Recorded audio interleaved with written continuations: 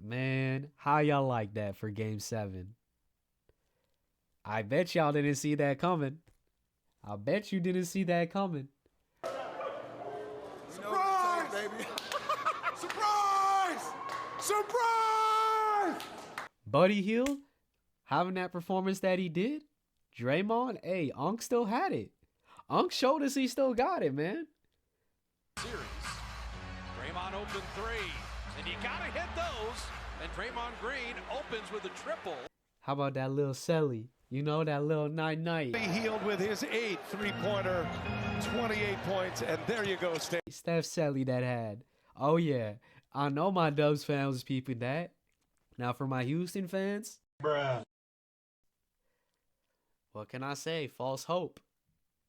Y'all gonna refer to us as one thing. I'm a winner. We winners.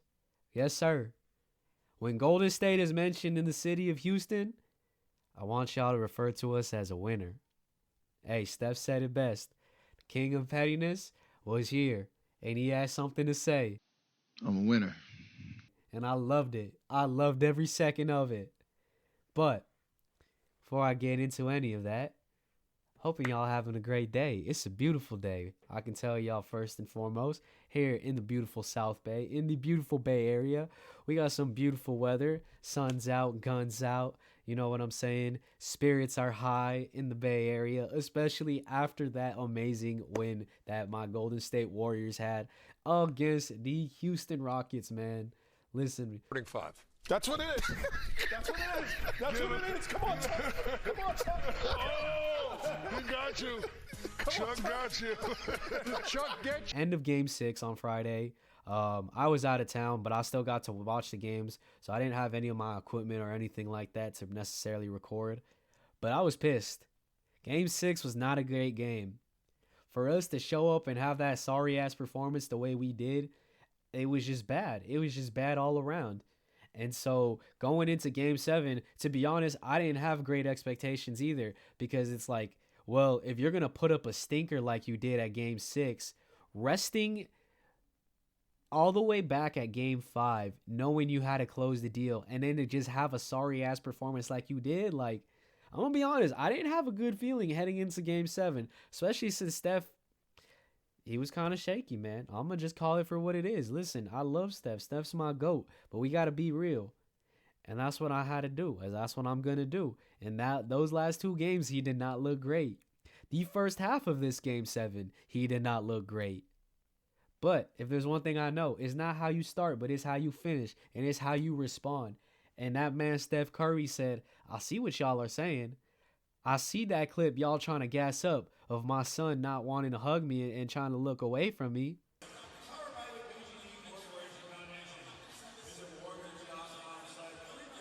So he said, bet. You know, in the first half, he kind of was like, oh shit, maybe y'all were right. And then, hey, something about that second half, he turned the brakes on and the engine on, and he said, bet, let me go. I'm gonna show y'all while I'm Steph. And boy, did he did. Can I just say that even though Steph wasn't really at his best shooting wise, all around, like, he led the stats and everything, whether it was like rebounds, blocks, assists. Like, I gotta say, I gotta tip my hat off to him, because, you know, we always talk about Steph being that guy, like the best 3-point shooter, the best shooter plus point guard and whatnot. But this was one game where, you know, obviously his best attribute just wasn't present there. So he had to kind of compensate in other areas. And I can tell you, watching the game, I definitely noticed it. You know, seeing him go into the backboard, trying to take those little layup shots. You know, he was very much adaptable, and he adapted his game to fit the needs of the team. Like, you really can't tell me Steph isn't a team first guy, because this game really showcased that. You know, not being able to shoot. All right, let me help out with the defense. And also just in general, I think this team, this Warriors team, has been playing awesome at defense, man. Just from our starting guys to the defense. And even our bench guys have been locking it up on defense. Listen, that game 6, what was it, game 6, game 5, seeing our bench kind of put up a performance that the way they did, even after our starting lineup just kind of tipped the hat and said, all right, we're going to wave the white flags. We're going to wait for y'all at game 6. I've just been very impressed, and I think this goes back to the Jimmy Butler effect. When we have Jimmy Butler on the team, not only are we getting just a superstar guy that can do it all, obviously on the defense, obviously on the paint, but just having another vocal leader into the room, having a guy that has that championship pedigree, man, who's going after his first ring, wants it so badly more than anybody else on that roster. Having his voice and presence in that room. We see it all the time. We hear it all the time. I mean, if you guys peeped Buddy's post-game presser with TNT, man, he said it right there. It was a big moment when there was a team player meeting back in Houston. We got Draymond, you got Steph, and you got Jimmy just being vocal about it, saying, look, this is our last shot. We failed, and this next game is go win or go big or go home. And to be honest, I'm with it. I'm with it 100%. What a statement game from Buddy, man. I honestly, you couldn't have told me like 2 days ago, we're going to tell me that Buddy, who put up 0 points in game 6, was going to go off and have the performance that he did in game 7. And I'm just so happy about that, man. Listen, let's kind of go over this a little bit more. Listen, 103-89, game 7 on a Sunday night. Rockets fans were talking about, oh, what are we going to talk about if Curry slips up this 3-1 lead? Like, how does this affect his legacy? Man, y'all got to be worried about getting them plane tickets to Cancun. Like, worry about that first. Worry about your future. Jalen Green?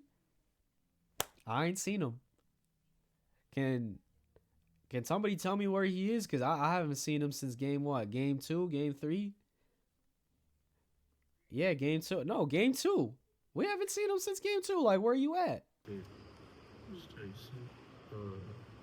gotta be better. Like, the talking is there, but where? Like, this is supposed to be the future for the Houston Rockets and Jalen Green? Nah, man. Kevin Durant's gonna be y'all future. Y'all should look into him, because you guys clearly got a bit ways to go. But I do gotta say, hats off to Steven Adams and Fred VanVleet, because Fred VanVleet was playing like prime Steph right there. Like, he was outplaying him these past few games. You know what I'm saying? And that he was just hitting them threes like nothing. It was literally just the threes that he was hitting. And that was so frustrating, because as a Warriors fan, you're just watching the game and you're just listening and you're just looking and you're going like, who's going to stop him? Like, we need to get some stops on this guy. Because why are we keep letting him getting away with all these shots that he's making? And then obviously you got Sengun, who, I'm going to be honest, the Rockets could have relied on more. They could have definitely gotten more use out of him. Sengun also just has a bit ways to go, kind of work on your free throw shot a little bit more, because you could be really nasty. Like, there was a lot of moments there where you saw they were just feeding the ball to Sengun. He was just able to pop up some easy shots. Now, obviously, he's got to, like I said before, you got to work on the more consistency, because some of those shots were not getting in. You were drawing up some fouls, but you know what I'm saying? You just were not consistently landing those shots in. And so because of that, sure, we turned the ball over a lot as the Warriors fans. Yes, the Rockets out-rebounded us.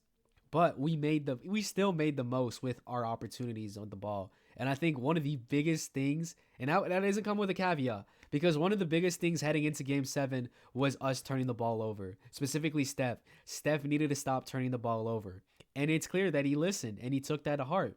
Not only contributing on the defense, but as well as showing love overall to the rest of the roster. Whether it was to Jimmy, whether it was to Draymond, Pods, and of course Buddy. Like, it's hard for us to not talk about this Warriors win without talking about the star of the show. That was Buddy Hield.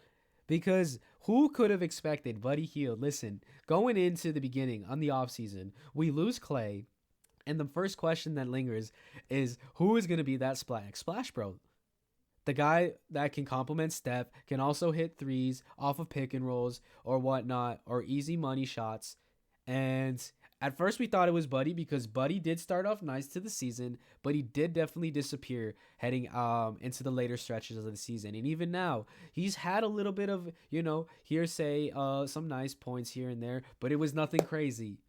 But where I did love to see Buddy's improvement was on the defensive side of the ball. He was genuinely out here playing some really solid defense to a way where you could tell it contributed to the overall game and to the overall team performance. And then for him to obviously go off the way that he did, dropping 33, breaking the NBA record for the most three-pointers made in a Game 7. 9 three-pointers, guys. I believe he's either tied with or he surpassed DiVincenzo's game in Game 7, last I checked on that stat. But what a day for Buddy Hield, man. Like, you just know he is amped, bro. And especially with that team chemistry, him and Jimmy going back and forth, Buddy is for sure, like, in Jimmy's ear saying, hey, I had that performance, bro. Like, where was you at? Like, where you at? Where you got to step up. And let's talk about the rest of the team. Kind of what I was telling about Steph. It wasn't his greatest game as a shooter. You know, he only had 3 points going into the first half. And then obviously he dropped the 14 points in the fourth quarter. But having 6 rebounds and 5 assists, 2 steals, like, what is there not to like about Curry's overall game? And I won't go and regurgitate myself on that. But also a nice performance from Jimmy, dropping 20 points, 8 rebounds, 6 assists. That's awesome. And how about Draymond Green, man? Listen, Draymond set the stone early in the game, man. Obviously, overall, dropped 16 points, 6 rebounds, 5 assists, 2 blocks. But just the way he was driving in that, and I know y'all know what I'm talking about. When he fucking ISO'd, saw, and he just drove in the ball. I was like, have I seen this Draymond before? Like, do my eyes deceive me? Like, this is Draymond Green? Yeah. The answer to that is yeah. That's Unc, y'all. And Unc still got it. So we just gotta let Unc cook. He was talking that talk all the way back. But let's be real. He's been backing up his talk. He is walking that walk. He got the walk to back up the talk. And when you have Draymond, man, being as vocal as he is, making sure the young guys are straight, as well as just having an awesome performance on defense, like, that's Draymond Green for you, man. And I can tell y'all right now, I love Draymond. I have a love-hate relationship with that man because, listen, he goes and does spectacular performances like that, and then he's going to go and have himself a moment like, and you already know where I'm going with this, that moment where he just kind of sucks and lands that shot in Van Vliet earlier into the game. Like, ruling on the floor, foul on Van Vliet. We're looking at the play for a potential hospital out. And you heard Tony Brothers, the crew chief, looking at the play for a the fact that he got away with that and he found a loophole, like, hey, if I could get a flagrant, like, this ain't a tech, or like the other way around. I don't know the specifics of it. I just know that he had to find some loophole because Draymond was getting up there in terms of his techs and flagrants, and I believe it's after a certain point. I don't know what the number is exactly in terms of techs and flagrants, but he gonna get suspended like in the playoffs, bro, if he kept stacking them up. So when he saw that, I was like, hey, if you find a loophole, it is what it is, man. But Draymond's always gonna be one of a kind. You can always count on Draymond being entertaining, man. Like, he truly is entertainment.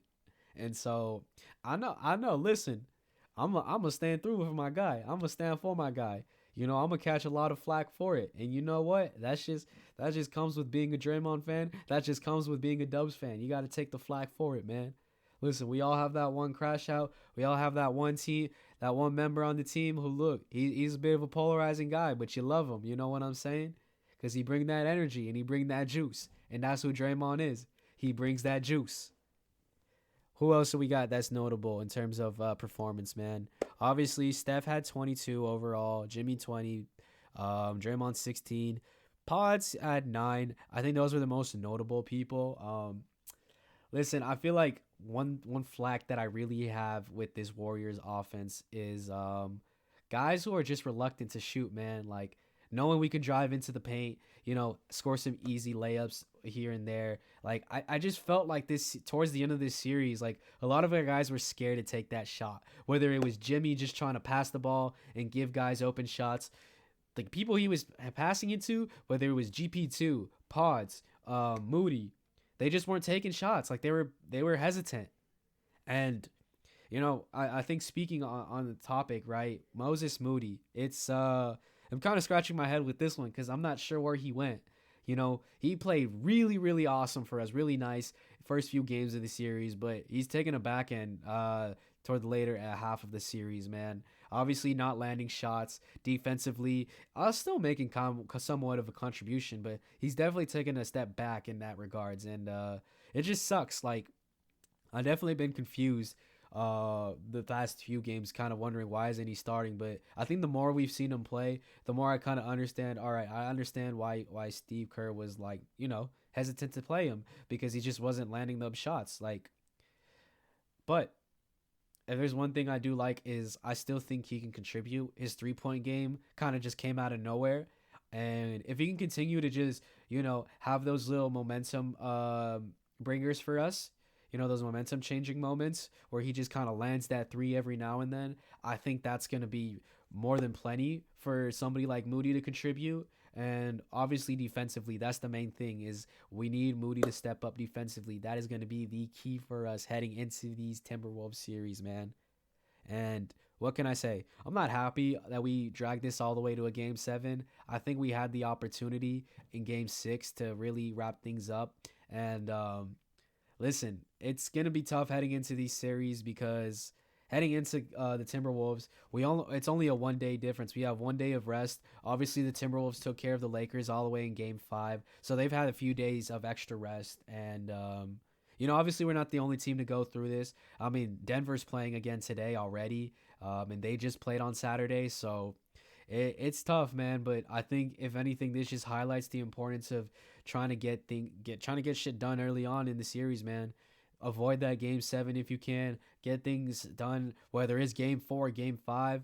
But the point is, you got to get it done, man, because that extra time of rest really can make a difference. And I think it's really going to make a difference for our team, man. Obviously, we still have Jimmy dealing with that contusion. We have Steph with the hand. And I think that extra few days is really, especially for our roster, who's a little bit on the older side, it really could have made all the difference in the world, man.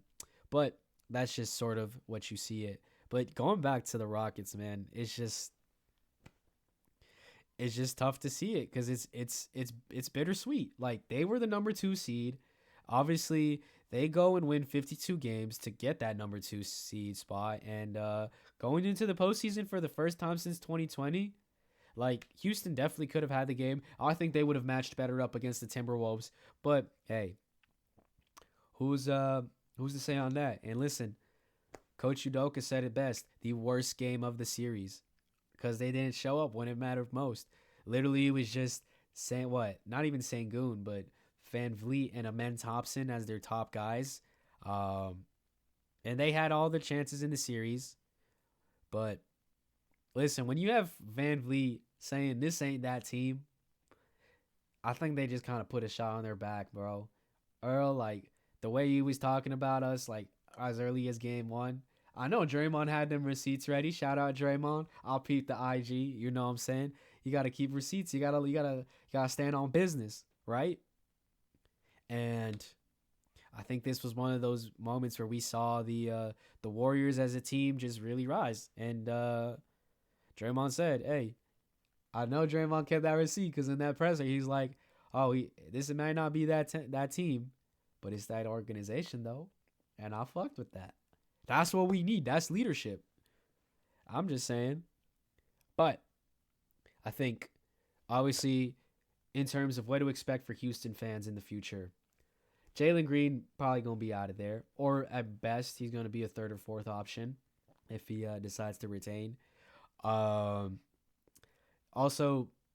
you guys might want to keep Steven Adams. I don't know what his asking price is going to be, but listen, if you guys don't keep him, I mean, shoot. Steven Adams, welcome to the Warriors, man. We would love to have you. But, okay, going back to what I was saying before, I think having a guy like KD on the team is really going to help, because what the Rockets need is they need leadership. They need veteran presence. Somebody who's been there, who has that pedigree, who obviously has that experience in the playoffs, who's been there. And having a guy like KD on there, I know that management has said they want to go young, and they want to keep, like, in terms of roster additions, they want to keep it young. But when you got a guy like KD, and especially being the Houston Rockets, going from the number 2 seed and getting bounced in the first, I think it warrants some veteran presence, and a guy like KD could really bring you guys over the hump. Put Jalen Green in a package there, you know. I think that could really work out. Obviously, look towards free agency, look towards the draft, but obviously you guys came up short, and really you guys could have made it past the second, but there was a lot of rookie mistakes there, like I was saying, where the Warriors just outshine the Houston Rockets is with that playoff experience. Listen, like, they played like the vets out there. Obviously, there was moments where we weren't playing like the vets. I'm just calling it for what it is. But at the end of the day, we were able to wrap it things up, and we played and showed up when it mattered most, obviously. So that's the big thing, and that's the key thing right there. And so I'm feeling great, man. I'm just glad it's over. It was a great series. It felt like 90s basketball, man, just with the amount of physicality that was present, bro. And I think my only thing is we gotta let the refs we gotta let it hash it out. We gotta let the game be the game. We gotta let the players play, you know. And I think we were doing a bit of a better job, but towards the beginning, man, I can tell you, like, it's just not fun as a fan just seeing foul after foul getting called. And when you have a game, I mean, in the West Coast, you know, it's different because our games start at 7. But a lot of these games are dragging out till like 10 p.m. And like for my East Coast people, I can only imagine like how late that was for y'all, for any of my East Coast Warriors fans, and even just global Warriors fans too, you know, because that's just a little bit of I guess a pet peeve of mine is like we need to let the players play, man. But heading into Minnesota, man, this is a star-studded roster here and a team that really knows how to play defense. And I'm talking about the Timberwolves, man, led by guys like Ant Edwards, Julius Randle, Dante DiVincenzo, Jaden McDaniels, Naz Reid. We saw what happened against the Lakers. They handled business and they were able to shut down the Lakers offense down. And so with that being said, I still really like the Warriors in this matchup because one of the biggest reasons why I believe that Minnesota was able to shut down the Lakers was because one is in terms of stopping guys like Luka, for example, and I'm gonna use Luka as the example here. He's a big, strong guy, but he's not shifty, right? And so when you lock guys like him down, right, it's a lot easier. But I think where they're going to struggle is having a guy like Steph who's really shifty. He's got that durability, that stamina, and he's really going to give the Timberwolves a run for his money, right? And in a series like this, I do think they'll be able to shut down a guy like Jimmy Butler. I think I kind of am looking and just kind of projecting that Jimmy might take a step back in this series, but this is where I'm thinking Steph can show up and really shine. I do like his matchups here. They're really favorable. Guys like Pajemski, guys like Buddy, you know, a lot of our three-point shooters. I think this is really where we're going to shine and where we're going to have to win is with our three-point shooting game because they don't have a lot of guys who can hit shots. I mean, you look at Naz Reid, he's been very inconsistent. Jaden McDaniels as well. Dante DiVincenzo and even Ant, right? I mean, Ant's really the one that we're just like, he can do it all, man. But obviously he's got to be on fire. He's got to be in the right headspace. So leave it to Draymond for that. But I saved the best matchup for last. Y'all know which one I'm talking about. We talking about that Draymond Rudy Gobert matchup. Oh, hey, somebody asked the WWE if they wanna get in on this because this is about to be cinema, man. Everybody knows what happens when Draymond and Rudy Gobert step on that court. It's gonna get physical. It's gonna be nasty, and there's gonna be popcorn.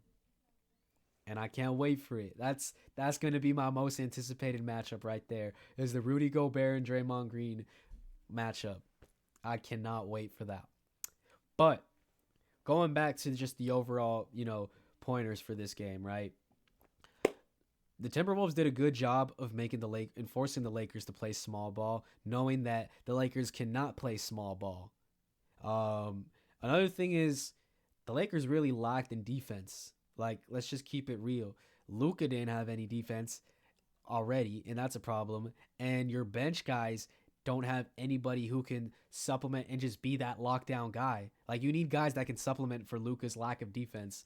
And us personally, just with that Rockets game and how physical it was, I really like our chances against the Timberwolves because I think defensively we have guys who can go and lock people up who we really need to, you know? Obviously, Moses Moody was a good example of that. Buddy Hield really outshined, and, you know, I think we all can attribute this to the Jimmy Butler effect, which is how high can this Warriors team go? What is their ceiling? And I kind of mentioned it, right? I believe we can win the championship with this team right now as it speaks. We've defied a lot of odds going into the series. I mean, it's really interesting kind of seeing the trajectory of where we were. Starting out hot to barely missing the play-in, to now here we are as a 7th seed heading into the semifinals going against the 6th seed Timberwolves. Like, doesn't that sound strange? You know, the lower seeds, or I guess the higher seeds in this case, right? The 6th and 7th seeds making it first versus you know, the 2nd seed Rockets and the 3rd seed Lakers, obviously on their way to Cancun as we speak. But yeah, that's actually kind of interesting. I think that was worth mentioning. But I do want to wrap this up by talking about some storylines heading into this game, and that is that the Warriors are going to be the series underdogs for the first time in over a decade. Timberwolves are opening up at minus 180 in the series. Just to take it into the Western Conference Finals. And this is the first time they've been underdogs in terms of the Warriors since 2014 against the LA Clippers. And they were plus 170 in that series. The last time they were the underdogs and won was in 2013. And they were at plus 355 against the Denver Nuggets. And they won that series in 6 games. And in terms of the Timberwolves, this is their 3rd time in playoff history to make the 2nd round. And this is the first time since 2004 that they were favorites in the 2nd round. So it's interesting. Obviously, I think to nobody's surprise, the Timberwolves are favorited for this game one at home. They're at minus 6.5. And that makes sense. You know, when you have extra rest, when you're obviously playing at home, you know, it only helps you, and it doesn't help for the Warriors. Like how we were saying, you make it to Game 7, very physical, tough series, and you only have 1 day of rest in between after those performances. Like, it's gonna be tough to see the Warriors win this Game 1. I think if anything, this is another series that can go to like a Game 6, Game 7. To be quite honest with you, Game 5, I just don't know about that. I think it's probably going to be Game 6 or Game 7. And I think part of that is just being that just the little rest that we have. I think the only positive, and it's only going to get tougher, right? Because in the first round, there was a lot more layover with a couple of days off in between games. Now, it's only going to be like 1 day of rest in between games. Outside of 2 days, when we're transitioning from the Minnesota to the Bay, which there's a chance I might pull up to one of those games in the Bay, man. And if I do, you know, we might have to do a little game day vlog. So let me know if y'all want to see that. We're still early on, but listen, I think I might try and make it happen, man. We gonna see. We gonna see, y'all. We gonna see. That's all I can say about that. But I think my predictions for the series is it's either gonna be it's either Game 6 or Game 7, y'all. But I think it's gonna be Warriors in 7. I think it's Warriors in 7. If that's my best, that's my guess. Because I think the Timberwolves are going to give us a run for our money. And also, you gotta account for the rest and whatnot. So that's my take. I could see Warriors getting it done in 6. But like I said, Warriors in 7, I think that's a good bet. Because I think Minnesota, like, we got to give them props. They are legitimate. They are a legitimate team. Ant is hot at the right time. And they do have a really nice bench. They have a nice bench. They have more depth. They have more talent.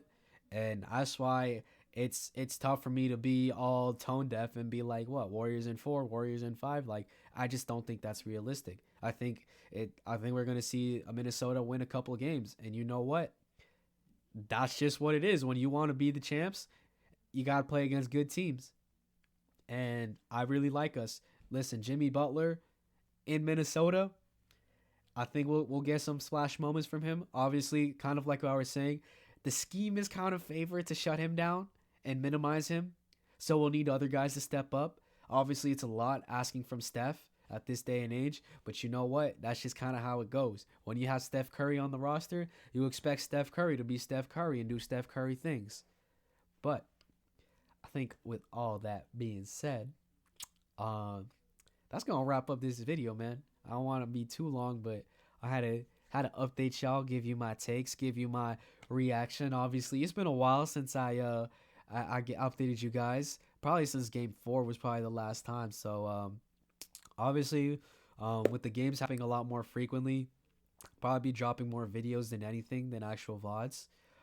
As you can also see, video is a little bit choppy. I'm recording this off my webcam. Listen, I was having a lot of technical difficulties. I record off my phone. I use my phone camera. Sometimes